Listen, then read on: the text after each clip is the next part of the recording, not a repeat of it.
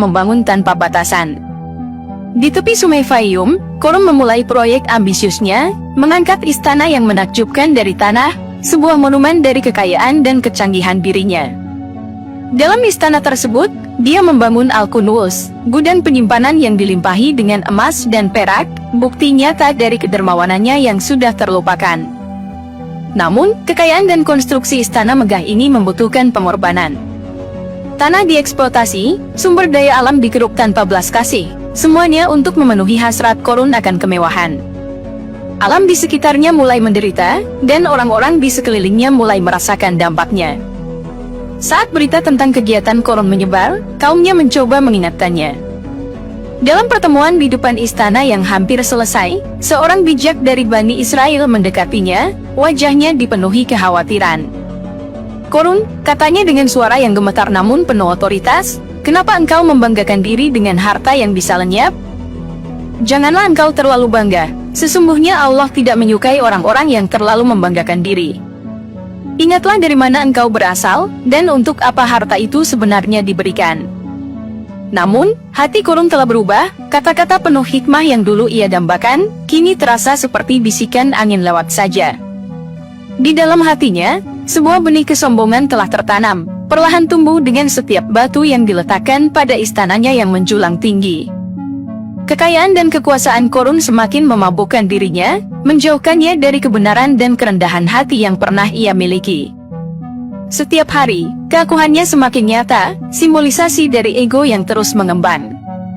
Ketika berjalan di antara rakyatnya, Korun sengaja menjulurkan kainnya sepanjang 1 jengkal, sebuah tindakan yang sengaja dilakukan untuk memamerkan kain mahal, dan membedakan dirinya dari mereka yang lebih rendah.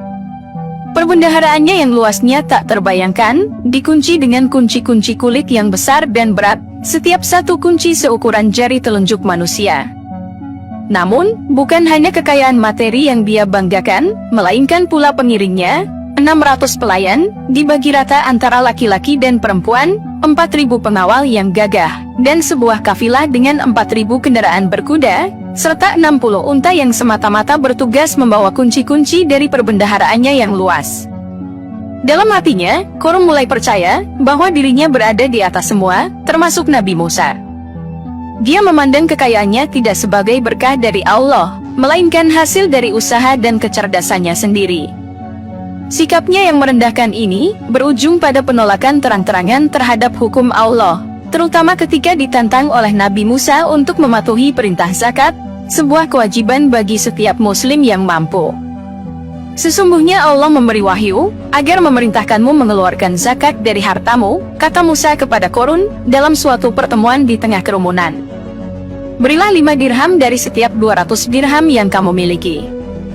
Namun, Korun menolak dengan keras. Wajahnya yang semula penuh kepuasan, berubah menjadi ekspresi penuh kebencian. "Kenapa aku harus memberi?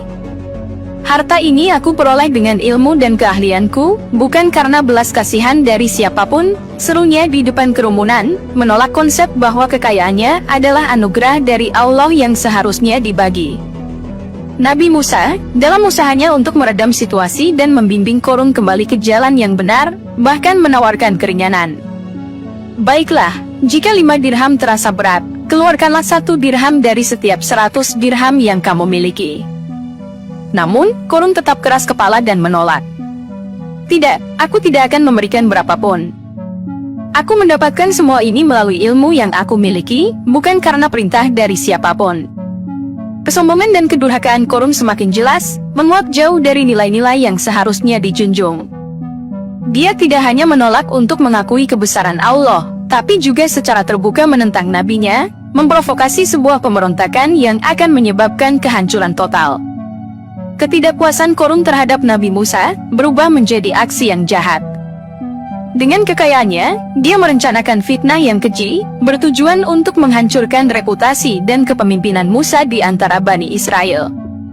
Dalam pertemuan rahasia dengan para pengikutnya, dia berkata, "Sungguh, Musa tidak akan puas sampai dia menguasai semua yang kita miliki. Kita harus bertindak." Pengikutnya yang sudah teracuni oleh hasutan dan keserakahan, setuju tanpa ragu.